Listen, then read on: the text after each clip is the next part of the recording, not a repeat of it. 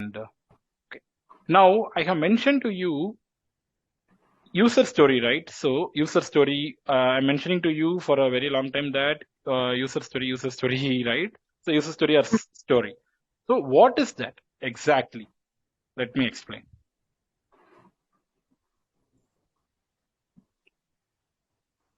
So as I mentioned earlier, see this user story, I have explained like what is an user story, but how to write an user story, I'm going to explain. So user story, as I mentioned, it's a very short description or it's a very detailed definition of one requirement, correct? One requirement will be explained in a very detailed way. So that means if someone is reading your user story, the developer, anyone should be able to understand what you want to do as a part of this user story. So for a user story or story, both are same. Okay, don't get confused. Both are same. So going forward, I'm going to use the term story. So to write a story, we have a definite format. So this is the format as, and this is a variable quantity. So I have mentioned within open bracket as a user persona. I want to perform this action so that I can accomplish this goal. What this means is, previously you saw, right, as a registered user, Yes. I want to do something so that I want to achieve something. So if I'm going to ask you to write a user story, now you can itself write as a new user, I want to register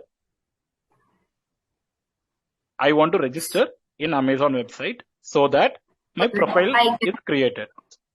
Okay. The simple way, right? So you can write, Yes. this is the simple way to write a user story. So this, who will write a user story, everything next I will cover. First, this is the format for writing any user story. Even epics also, they follow the same format. They used to write the epic also in the same format mostly. Okay. And then now moving to the second thing. See, for every user story, two things are very important. One thing is user story description, and second thing is acceptance criteria. So acceptance criteria is nothing but, see, it is a set of criteria which needs to be satisfied in order to verify that whether it is completely behaving as expected. For example, this user story. How will you consider this user story as done? In two ways, you can consider this user story as completed. How? I told the first way. That means if all the tasks are completed, you can mark the story as done. I told, right? The second criteria, Yes. whatever I'm mentioning, is that for each user story, the product owner will be writing the acceptance criteria. Okay. So the acceptance criteria means they will write what they are expecting as a part of this user story. So they will be writing in different format. There are two ways to write an acceptance criteria. One Yes. way is given, when, then format. Given, when, then format. This is something related to BDD, behavioral driven development, they used to tell. But right now just have this understanding that given, precondition, when you're doing something, then this outcome should be happening. So I'm just taking a scenario and explaining to you.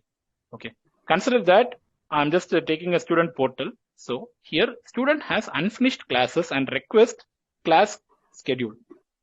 So given is the precondition. So precondition is that the student should be logged into the website, right? Already using his credentials. So that is the precondition. And the student should have unfinished classes. So these two are the precondition. Okay. Now when the student is requesting, when student requests class schedule, now student is asking, hey, I need the class schedule. Then student's customized training plan is viewable. So this is a simple example how we are writing an acceptance criteria. Now you may have a question whether this is the only format available. No, we can write in other ways also. Okay, see here. I don't want to complicate. I'm just taking the same example, the login screen, right? Login screen, you know very well how to write a login, how they will be writing in user story for a login screen. As a user, I want to have a login screen where I can log into the application using my credentials, username and password. So if they're entering correct username and password, user should be able to log in, right? So how you will write an acceptance criteria is you can write either with given when then format, or you can even write in the form of bullet points. What are the things they are expecting? So I have valid user should be able to see login screen and provide credentials. Then after login, user credentials should be checked for authenticity. This is also very clear, right? What they are expecting from the user story. Yes. So this is a very simple way. In this way also you can write. See, the user story format, I'm not telling like different.